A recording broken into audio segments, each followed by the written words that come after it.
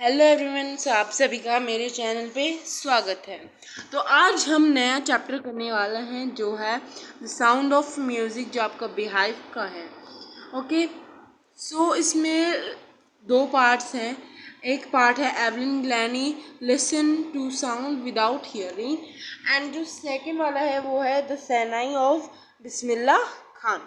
लेकिन आज हम सिर्फ पार्ट 1 करेंगे एंड नेक्स्ट वीडियो में हम पार्ट 2 करेंगे। ओके, हो सकता है ये वीडियो मैं आपको 2 पार्ट्स में करके दूं या फिर एक ही पार्ट में चल जाएगी। ओके, सबसे पहले चैप्टर पढ़ने से पहले हमें ये रीड करना है।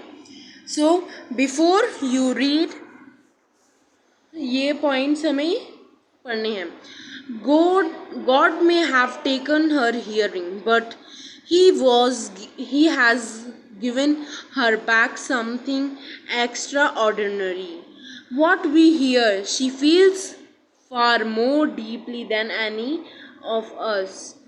That is why she expresses music so beautifully.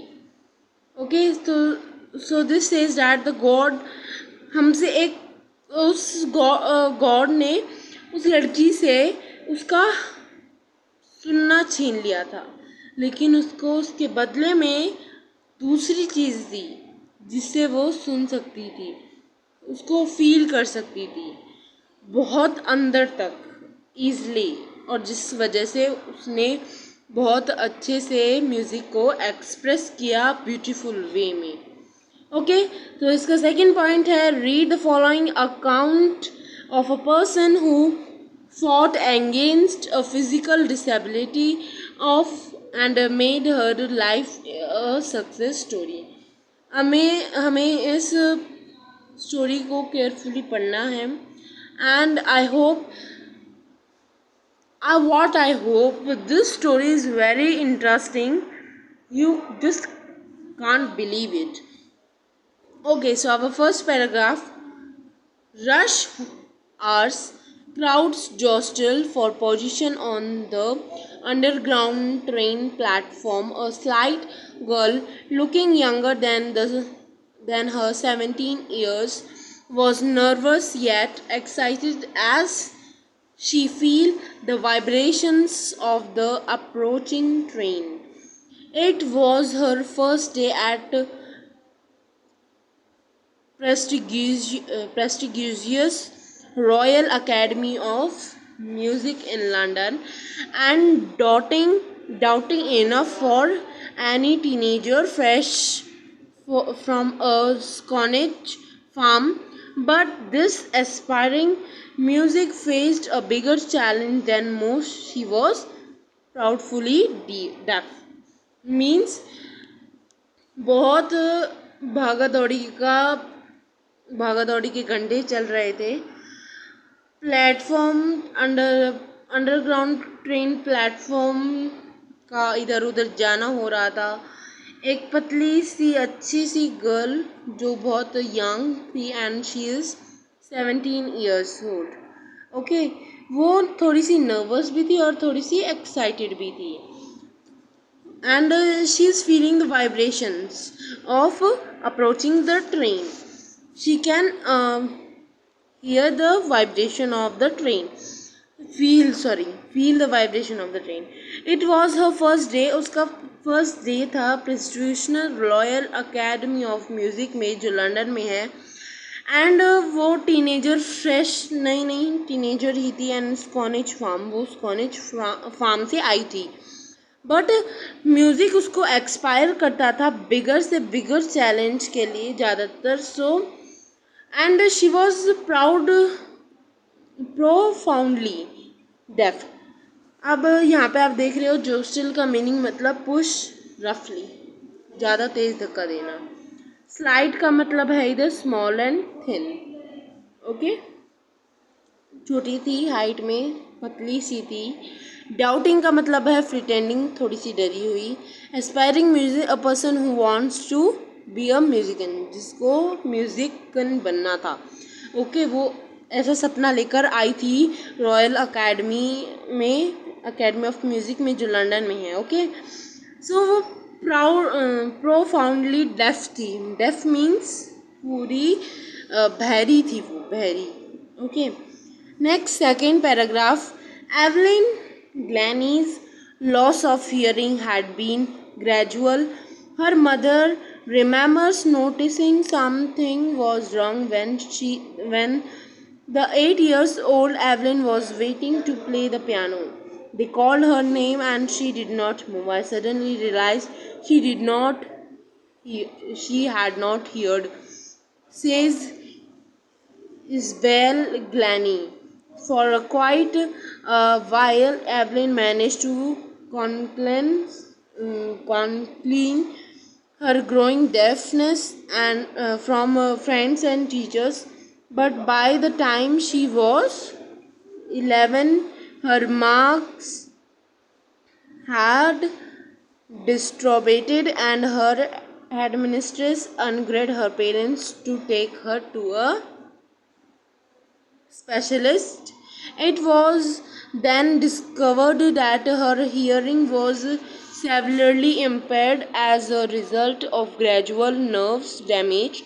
They are advised that she should be fitted with hearing aids and sent to a school for the deaf.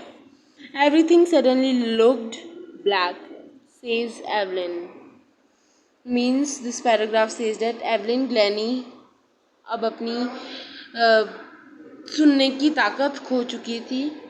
उसकी मदर ने ये नोटिस कब किया था? जब वो 8 साल की थी. When she is playing a piano and her mother called her, then she does not move. And उनको फिर एकदम से रियलाइज हुआ कि वो सुन नहीं सकती है. And what is the mother name of Evelyn Glennie? It's Isabel Glennie. ठीक है. थोड़ी देर बाद में जब एवलिन ने सब कुछ अच्छी तरह, एवलिन जो थी वो बहुत उम्र के साथ साथ जैसे वो बढ़ी थी वैसे वैसे उसकी डेफनेस मतलब वो वैसे वैसे तेजी से बहरी होती जा रही थी. बहुत उसकी हियरिंग की पावर थी वो बहुत लो हो गई थी. जो उसके फ्रेंड्स और टीचर्स को वो भी अच्छी तरह से नहीं सुन पाती थी. जैसे जैसे वो 11 years की हुई, then her headmistress means principal of the school called her parents and said that you need to take her to the specialist. आपको इससे स्पेशलिस्ट के पास ले जाना चाहिए, इसकी जो भी गड़बड़ है वो बता देंगे. इट वॉज देन इसके बाद में उन्हें पता चला कि सर्वर इसकी कुछ नर्व्स डैमेज हो गई हैं ईयर्स की. तो उन्होंने एक एडवाइस दी कि इसे अब मैं हियरिंग एड्स तो लगा दूंगा लेकिन आपको इसको बहरी, ये तो बहरी है ही लेकिन इसको बहरी होकर ही स्कूल में पढ़ना होगा, स्कूल में जाना होगा. सब कुछ एकदम से काला काला अंधेरा अंधेरा दिखने लगा, एवलिन ने बोला. Third, but Evelyn was not going to give up. She was determined to lead a normal life and purchase her interested in music. One day she noticed a girl playing an xylophone and decided that she wanted to play it too. Most of the teachers discouraged her, but a percussionist Ron Forbes spotted her potential. He began by turning two large drums to different notes. Don't listen through your ears, he would say. Try to sense it some other way, says Evelyn. Suddenly, I realized I could feel the high drums from the vast up and the lower one from the vast down. Forbes repeated the exercise and soon Evelyn discovered that she could sense created notes in different parts of her body. I had learned to open my mind and body to sounds and vibrations. The rest was sheer determination and hard work. Means this paragraph says that Evelyn, अब उसको जब ये बात पता चली कि वो बहरी हो गई है, देन उसने फिर मन में ठान लिया कि वो अभी गिव अप नहीं करेगी, मतलब वो हार नहीं मानेगी। फिर उसने वो अपनी एक नॉर्मल लाइफ जीना चाहती है जैसे हर कोई इंसान जीता है। फिर उसने क्या किया, एक म्यूज़िक में इंटरेस्ट लाना स्टार्ट किया। एक दिन उसने एक गर्ल को, एक्सलोफोन क्या होता है, xylophone a musical instrument with a row of wooden bars of different length, जैसा कि आप ये ऊपर देख रहे हैं, ज़्यादातर ये आपने देखा ही होगा। ओके, सो एवलिन ने उस लड़की को देखा वो बजाते हुए, then she wanted to play it, उसको भी मन कर रहा कि मैं उसको भी बजाऊं, लेकिन कुछ टीचर्स जो थी उसके स्कूल की, उन्होंने इसको डिस्करेज कर दिया। मतलब उसको ये नहीं बोला कि तुम yes you can do it, ये बोला कि you can not do it, please don't did it. Okay, then लेकिन उन सभी टीचर्स ने उसको डिस्करेज किया, लेकिन सिवा एक, रॉन फ्रॉप्स, जो पर्सक्वेशनिस्ट है। पर्सक्वेशनिस्ट क्या होता है, अ person who plays the drum and the tabla, एक तरह से म्यूजिक टीचर भी हम उनको कह सकते हैं इन सिंपल लैंग्वेज में। ओके, तो रॉन फ्रॉप्स जो थे उन्होंने उससे कहा कि you can not here with your ears, तुम कानों से सुन नहीं सकती तो क्या हुआ, कम से कम तुम उसे महसूस तो करो। ठीक है, जब उसको ये बात पता चली एवलिन को कि वो फील कर सकती है हाई ड्रम्स को, और वेस्ट अप लोअर वन को भी, वेस्ट डाउन को भी, हर चीज़ को वो महसूस कर सकती है, then Forbes repeated the exercise, Forbes उस एक्सरसाइज को बार बार रिपीटेड करता था।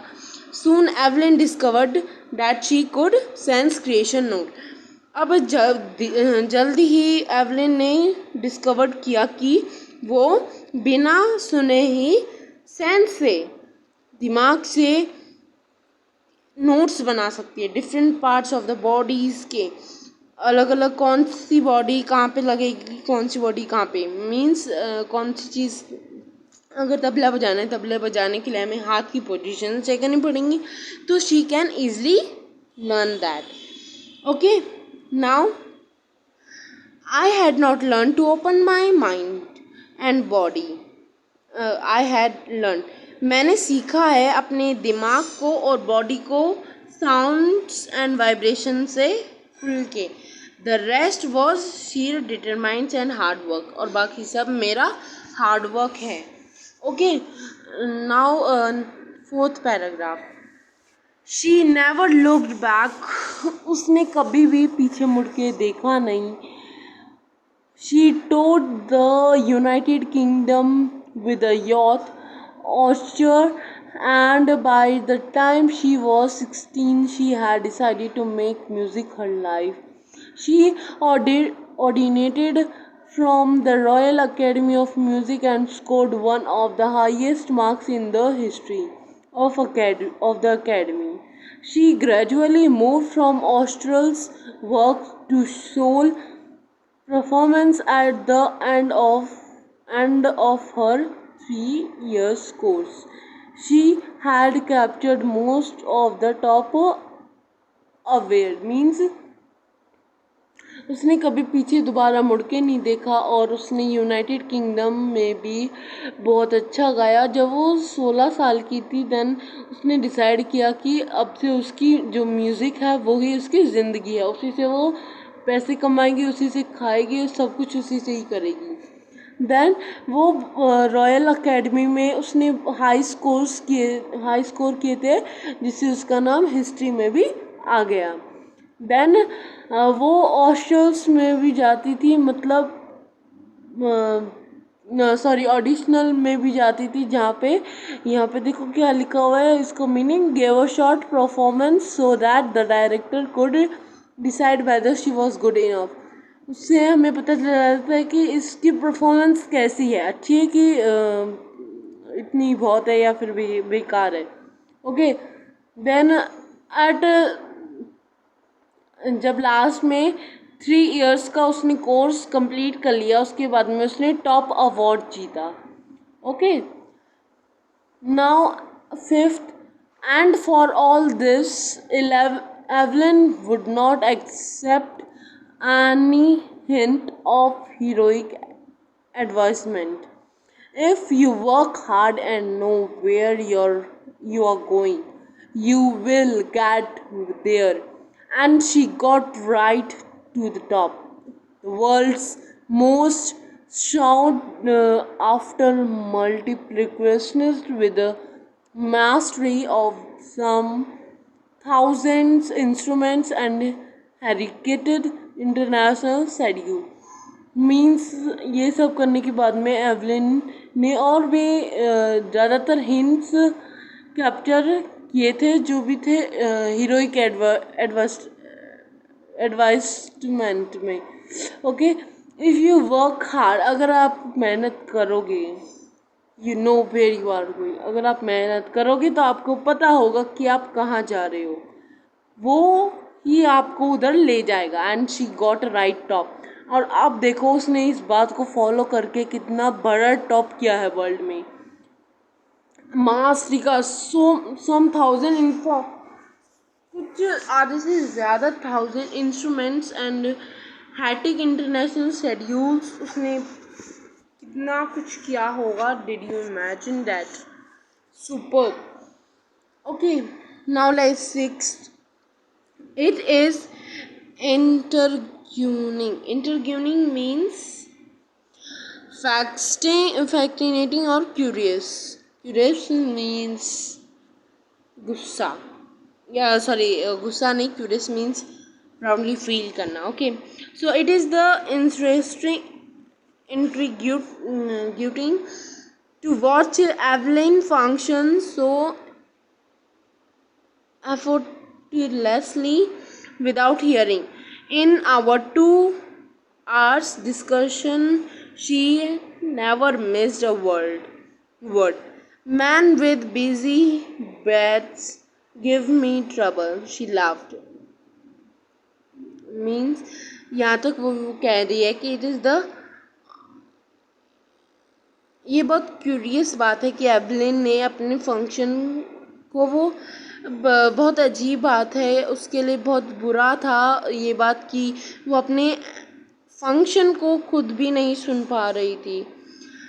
2 घंटे में डिस्कशन, सी नेवर मिस्ड वर्ड. उसने 2 घंटे का उसने वीडियो प्ले बनाया और उसने एक वर्ड भी मिस नहीं किया बीच में. उसने बोला, man with busy birds give me a trouble, she laughed. Man with busy birds means दाढ़ी जो होती है मैंस के, वो ट्रबल में है, she laughed. It is so, ये देखो, ये एवलिन है जब वो 13 years की थी and she is playing the xylophone. Now, not just watching the lips, it's the whole face, specifically the eyes. She speaks flawlessly with a Scottish lilt. My speech is clear because I could hear till I was 11, she says, but that does not explain how she managed to learn French and master basic Japanese.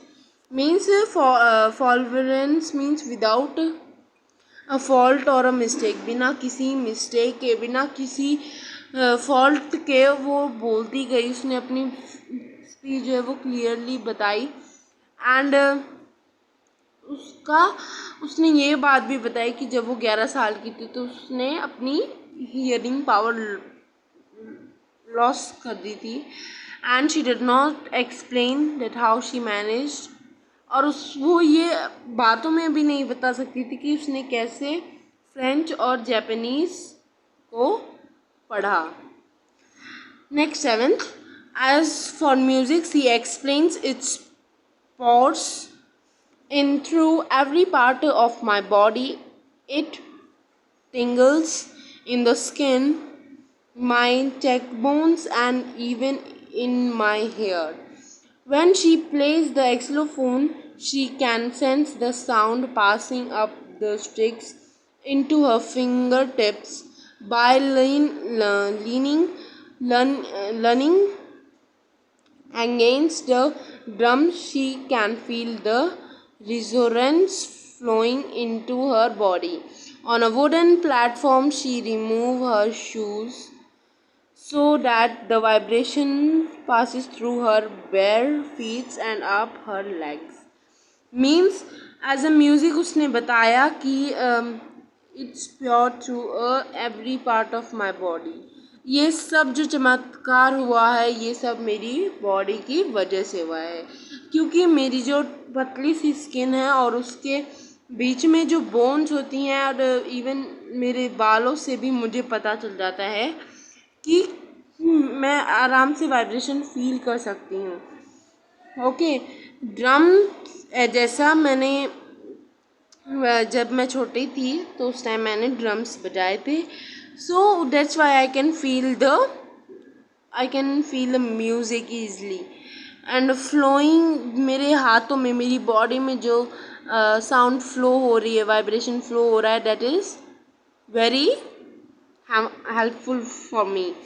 And उसने अपने wooden platform पे, stage पे जाने से पहले उसने wooden platform पर अपनी स्लीपर्स उतार दी थी, जिससे उसको वाइब्रेशन पास होता रहे थ्रू हर फीट से, विद लेग से. ओके. नेक्स्ट आता है 8.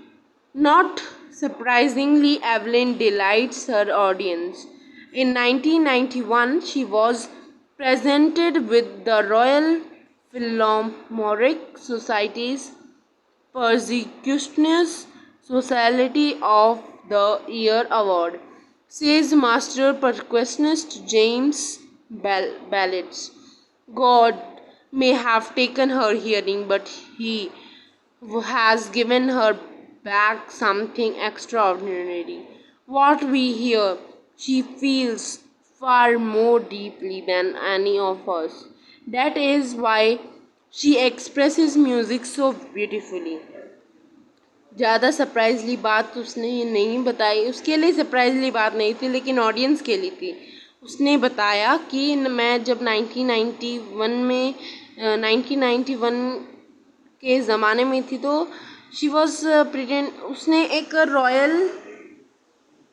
उसने क्या किया था, रॉयल फिलोस्मोरिक सोसाइटीज़ में प्रोसिक्यूशनिस्ट किया था, सोसाइटी का ईयर्स पर उसको अवार्ड मिला था उसका. एंड से दैट वो एक पर्सक्यूशनिस्ट रह चुकी है, म्यूजिशियन रह चुकी है, जेम्स ब्लेड की भी. ओके. मतलब शिष्य जिसे कहते हैं. ओके. गॉड में हैव टेकन.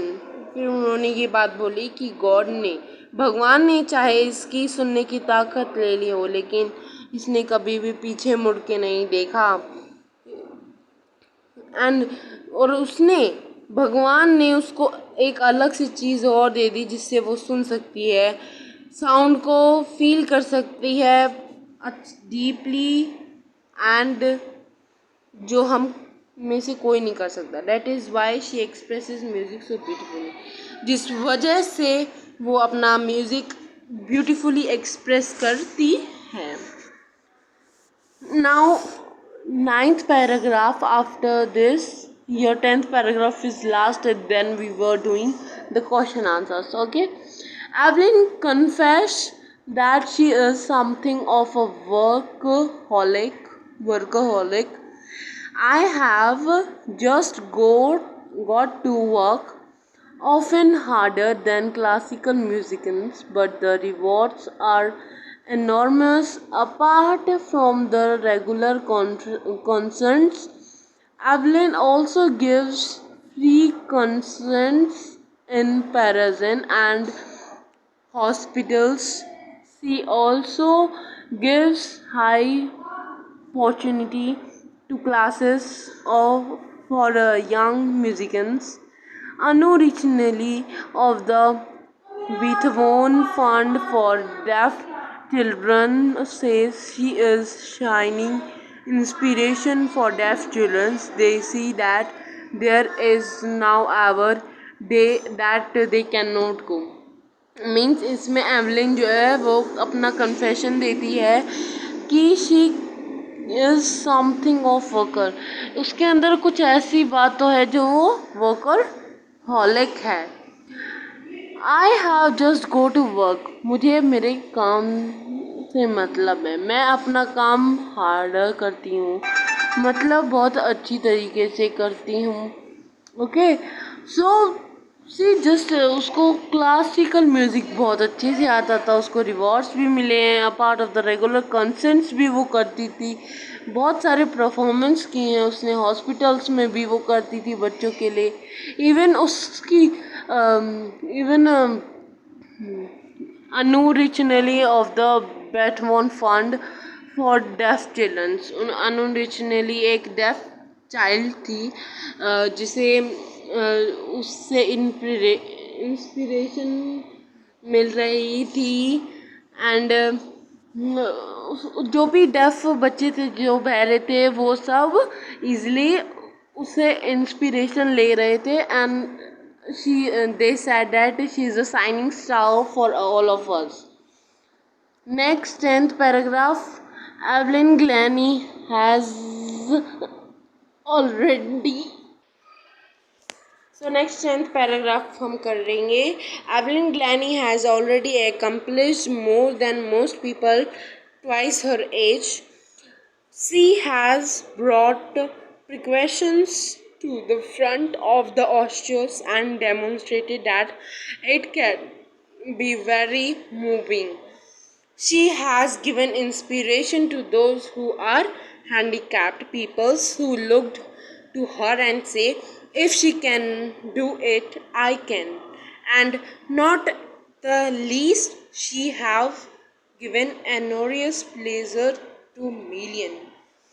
इस एवलिन की कहानी से, एवलिन के गाने से, एवलिन की शिक्षा जो है हमें मिली है वो ऐसी मिली है कि उससे जो हियरिंग जो डेफ पीपल्स थे उनको भी बहुत ज़्यादा इंस्पिरेशन मिली है। एंड हैंडीकैप थे जिनके हाथ पैर नहीं होते, मुंह नहीं होते, किसी के कान नहीं होते हैं, नाक नहीं होता, they are known as handicapped peoples. तो उन्हें बहुत ज़्यादा इंस्पिरेशन मिली है। और अगर जब भी उन्हें कोई काम करना होता है तो वो always they remember the name of Evelyn Glennie and they're proud of her. Now this story is written by the Damo Broho Cloney. Now question answers. Answer the questions in a few words or a couple of a sentence each. Number 1. How old was Evelyn when she went to the Royal Academy? She is 17 years. इसका answer हो जाएगा आपका she is 17 years. Second, when was her deafness first noticed? When was it is confirmed? Deafness उसकी notice की गई थी जब वो 13 साल की थी एंड कन्फर्म्ड हो गई थी उसकी जब वो 17 साल की थी। Okay, next second part, each of the following short paragraph लिखना है। Who help her to continue with music, why did he do and say, what did he do and say. तो इसमें हमें बैक जाना होगा यहाँ पर। You need to see the paragraph,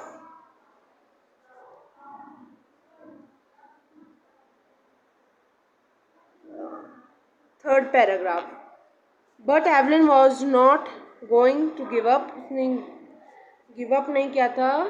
तो हाँ ये रहा, याद है आपको मोस्ट ऑफ द, मैंने आपको बताया था मोस्ट टीचर्स ने उसको डिस्करेज किया था। बस उसके एक पर्सक्वेशनिस्ट रॉन फ्रॉप्स थे जिन्होंने इसको सपोर्टेड किया था हर पोटेंशियल। तो आप इधर से लिखोगे most of the teacher discourage her but the percussionist Ron Forbes, I will just put you as a mark and you did it your answer is completed. Okay, screenshot ले लीजिए. Now next question. Name the various places and causes for which Evelyn performs. उसने कहाँ कहाँ पे perform किया था. उसने royal academy में परफॉर्म किया था, हॉस्पिटल्स में परफॉर्म किया था, एंड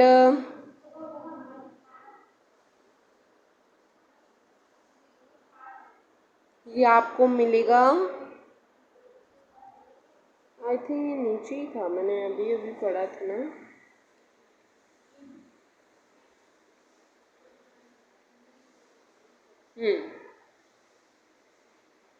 ये देखो यहाँ पे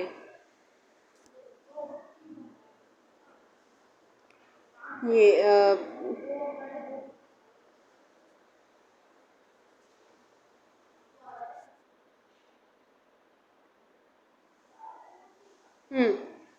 free concerts in the prison and hospitals. Hospitals में उसने फ्री में किए थे consents.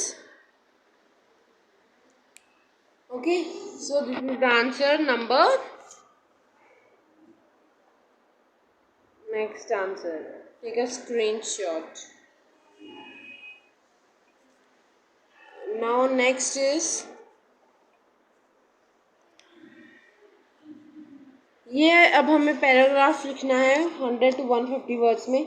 How does Evelyn hear music. Evelyn ने म्यूजिक को कैसे हियर किया, तो ये आप अपने तरफ से कीजिएगा. याद रखिएगा आपको ये बुक में से ही पढ़ के करना है, and it's very simple chapter. तो इसका पार्ट 2 जो है वो हम कल करेंगे. Okay, so have a good day, good night for all of you.